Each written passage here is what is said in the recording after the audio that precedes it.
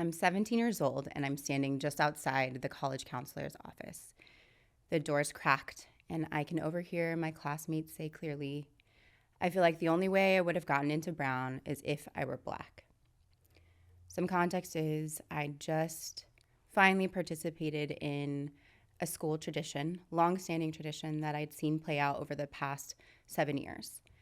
Around college admissions time, the seniors got free reign of this huge chart paper in our main hall where we had lunch and gatherings, and they got to put their name up there and put down all the colleges they got into, or perhaps some of them just wrote the college they were planning to attend.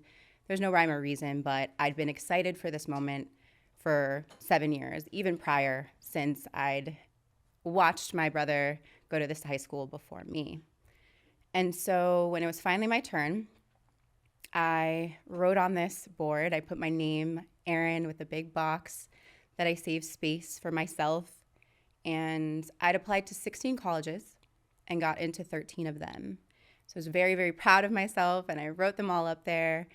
And a part of me really loved to shine and was trying to, flex a little bit maybe, but I guess I was expecting that folks would be excited for me, would be supportive, and instead what I got were whispers about how I was taking folks' spot, how hard it was for them to get into colleges, and of course, this issue of it being because of my race.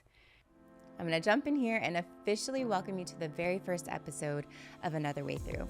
This is a series featuring stories from people, guests, and stories from my own life where we talk about the transition from living a life for other people, people-pleasing, doing what you're supposed to do, to making the sometimes difficult and courageous decisions to follow your passion, follow that inner voice, to live a life much more aligned with your authenticity, with your gifts, and access the peace, joy, love, and freedom that is on the other side. I hope that you'll join us for future episodes of Another Way Through, and let's get back to it.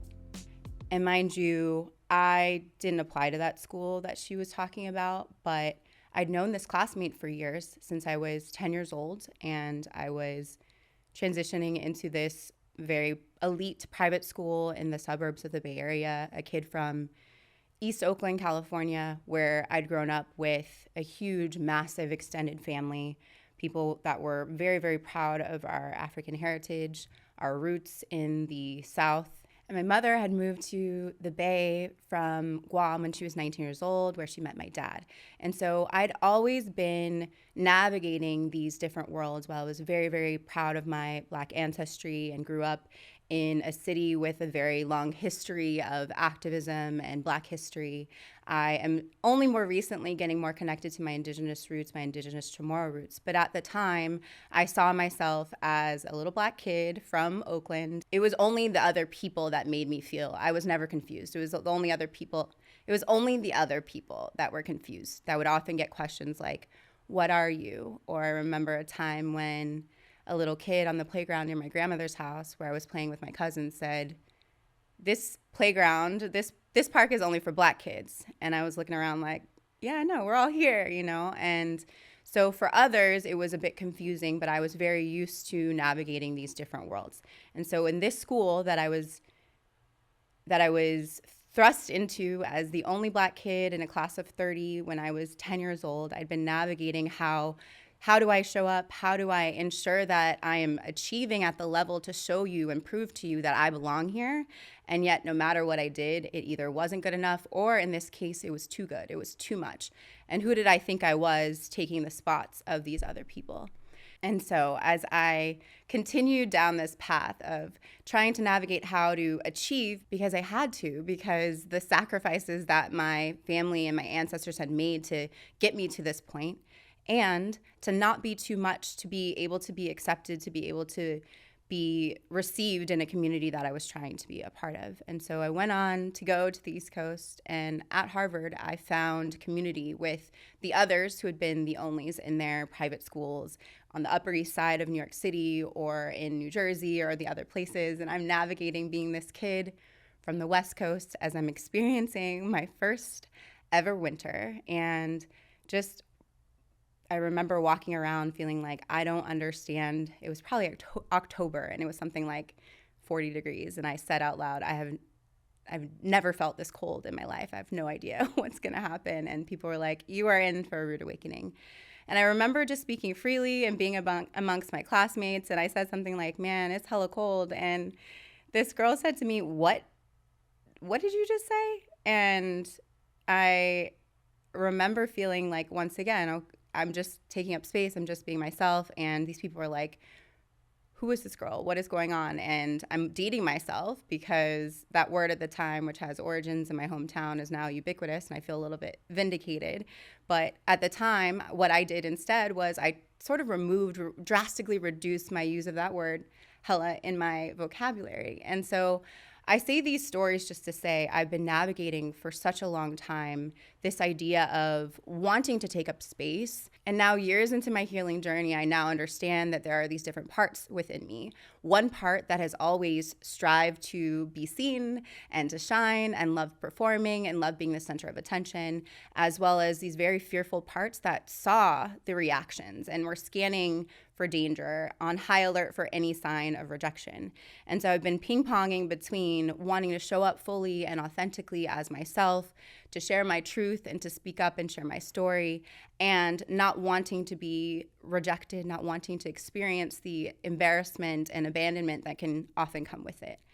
And so I'm at a point in my life where I feel so, so grateful to the parts of me that had the courage to, after I reached peak high achieverism and really striving to do better and better and be bigger and bigger and do the traditional path, getting my MBA now 7 years ago at Berkeley, and really seeing after that how all of that identity that had been so wrapped up in achievement and doing the things that other people felt were impressive or felt were good enough. And I realized that all started to break down. I think about it now, and when I really had my awakening, my spiritual awakening, was that God was saying, I made you perfect. And all these things that you are doing to try and prove that you're perfect, I'm going to take them away until you realize that who you are is enough, and that trusting yourself and trusting me is enough. And so I'm so grateful to be sitting here today and speaking to you all about the work that I get to do, not only in my own life, but with my clients in my community, to help them, to support them in that journey back home to themselves. And realizing that as much as they've been on this hamster wheel, on this ladder up and up to try and prove to themselves and to others that they are worthy, that they are good enough, that the best bet, the safest path is to bet fully on themselves, to go all the way in on themselves, to get reconnected with the inner guidance that has just been waiting for them to check back in, to get back in touch with that part. And nearly 2 years ago, depending on when this is published, about 2 years ago, I officially launched my business, Tap Into Your Wellspring. And I chose that word, wellspring, because it means an original and bountiful source of something, which frankly is always within each and every one of us. It's just this programming and this societal conditioning that we pick up that disconnects us from that these layers of falsehoods and untruths that tell us that we have to be something that we're not. We have to do what society is telling us, that keep us stuck and disconnected and cut off from that source that's within us. So I climbed that ladder for over 15 years, being in corporate America, trying different things to try and find my way, try and connect with the kinds of opportunities and career paths that would make me feel like I had made it, like I'd finally done what I was supposed to do enough to feel like, all right, I can feel at peace with all of my efforts, with all of my striving. And when I had that awakening, which was served to me in the form of a brutal breakup, that is a story for another episode, but it really hit me that all this that I'd done that I thought was what I was supposed to do and that I thought would make me feel better wasn't it. And that all of these ways that I was looking outside of myself, whether in jobs or in relationships or in certain friendships that I thought were going to save me and protect me, I realized that I had to really reestablish the connection that I had with myself. And so luckily for me, that was just prior to 2020. In the summer of 2019, I made a commitment to go internal and really get to know myself. Prior to that, I'd been literally running all the time. I had 3-4 social engagements per day every weekend. I didn't understand what it was like to spend a day just by myself and to be quiet and to be still. And I'm so grateful to the timing of it all, the divine timing of that awakening being in the summer of 2019, because when spring 2020 hit and it was time to be home and be by myself, I was ready for it and I was welcoming it. And in the time since, in this journey, I have moved to LA because my intuition told me to. I have found the most supportive, loving relationship that I've ever experienced in my life. I have a thriving, supportive community here in LA, and I am running a business that allows me the opportunity to share my gifts and my story with the world, to help others come back to themselves and to achieve the kind of inner peace that I now get to experience. And earlier this year, my first ever coach that I worked with reached out to me and she said, seeing all my content, seeing me put myself out there in the world, she said, "You're a peace finding coach." And when I thought about that and I thought about what that meant, that I have the opportunity to work with people who are seeking a connection with themselves, who are finally learning how to seek guidance from within before seeking the approval of others, I realized that that's exactly what I'm going for, that I am here on this earth to help support people to find their way back home. And I recently heard the quote that felt very, very fitting for me. It was, "You'll never understand the violence I had to experience to be this gentle." And while I am no longer in a place of glorifying the violence or the struggle or the overcoming or the survival that I had to go through, I'm so, so grateful to now be in a place where I get to glorify peace, where I get to be this calm and this grounded. And I often get from people, you're so calm and grounded. That makes sense. You're a breathwork guide. I get it now. And it's like, you have no idea. And I'm so honored to finally be in a place where I'm open enough to sharing my story, where I'm giving my story and all of the various people, places, and things that were involved in it the dignity that they deserve. And while it is only my story, is only my perspective, I hope to be an example for other people of how they can make peace with everything that they have been through, not from a place of like, I really sometimes do not like this saying, everything happens for a reason. It's so not comforting at all to folks who have really been through some really hard things. And yet, and still, if you had to go through all that and you made it to the other side, there are a ton of lessons and a ton of things that you can do that had you not been through that, you might not be able to. You might not be strong enough.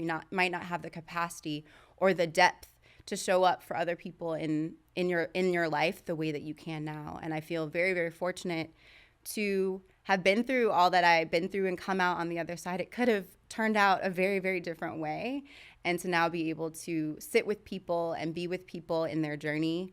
And it's funny, I sometimes hear folks when I initially meet them in client consults, and they share a little bit about their story, and they'll say things like, "Oh my God, that was so much. I'm so sorry. That was so much." And I often say there is very little that you could tell me there, within reason, but there's very little that you could tell me that would ever be too much.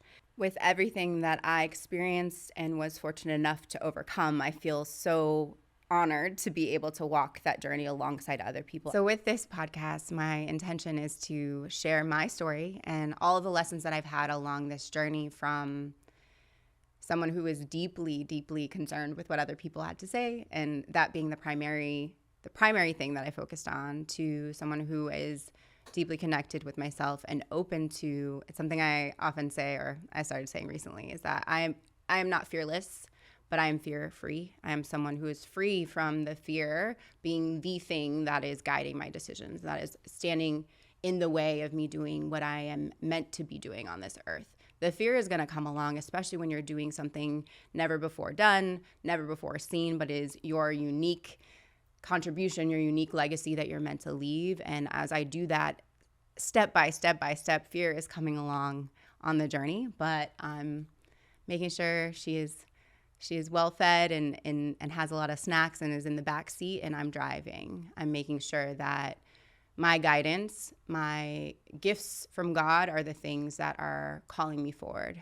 And I often say to folks that are in a place where they're saying like, I really want to do something different, but I've asked my partner, I've asked my family, or I've asked my friends, and they say things like, oh, I'll support you no matter what you do, but they don't really get it. They don't really understand.